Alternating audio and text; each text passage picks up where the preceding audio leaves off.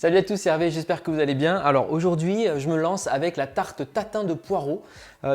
Franchement, je pense que ça va être canon. Je l'ai déjà fait avec des endives, avec des tomates cerises en version salée. Et là, c'est la première fois que je vais faire ça avec des poireaux.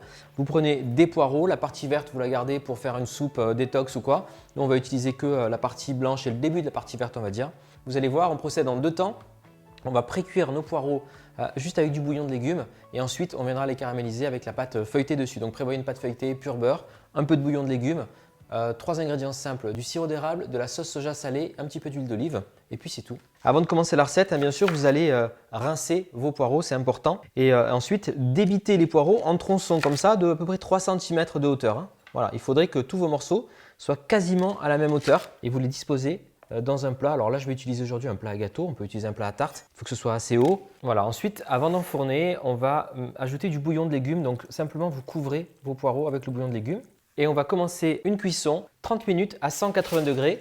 Je vais couvrir avec une feuille de papier aluminium. Ça va faire un effet vapeur et ça va rendre mes poireaux hyper moelleux.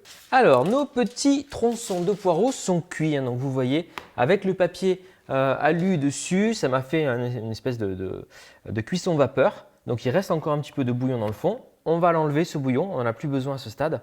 Alors petite astuce, je vais prendre une petite assiette, la poser sur les poireaux pour les maintenir en place et je récupère le bouillon qui a pris en plus le goût du poireau et qui est concentré.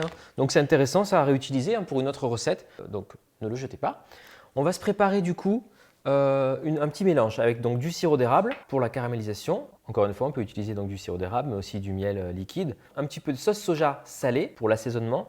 Et je mettrai un tout petit peu d'huile d'olive ou de beurre fondu par exemple. On va mélanger l'ensemble et je vais venir napper mes poireaux avec cette préparation.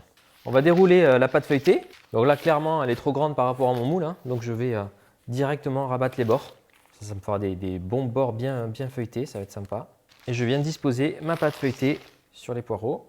Voilà, j'appuie un petit peu pour bien faire aller la pâte sur les bords. On va faire un petit trou au milieu de la pâte feuilletée, voilà, pour laisser échapper la vapeur.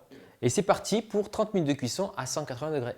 Alors notre tarte tatin au poireau est cuite. Vous voyez, j'ai une belle pâte feuilletée. Ne vous inquiétez pas, ça a gonflé. Il y a beaucoup de vapeur dedans, donc attention de ne pas vous brûler. Laissez la tarte tatin reposer 10 minutes avant de la retourner. C'est important. Les poireaux vont finir d'absorber en fait, le caramel. Passez la lame d'un couteau si besoin autour pour la démolir plus facilement. Et puis, ça va le faire. Voilà, je vous avais promis une croûte bien épaisse de pâte feuilletée. Les poireaux sont ultra fondants. Et bien, c'est nickel. On va mettre un petit tour de poivre dessus. Allez, avant de vous quitter, je vais couper une petite part. Regardez, les poireaux, ils sont tellement fondants que ma lame du couteau, elle s'enfonce sans problème. Juste goûter le poireau comme ça. Ils sont super fondants. C'est pas trop sucré, c'est légèrement sucré. Donc, on n'est pas sur le sucré de la tarte tatin aux pommes. Attention. Franchement, vous allez vous régaler avec cette tarte tatin aux poireaux. Alors, en tarte tatin salée, moi, j'ai déjà fait à la tomate cerise et aux endives. Franchement, c'était super bon. N'hésitez pas à me dire en commentaire si ça vous inspire, si vous comptez refaire cette recette à la maison. Encore une fois, je vous mets tous les ingrédients en description de la vidéo. Vous avez vu, il n'y en a pas beaucoup.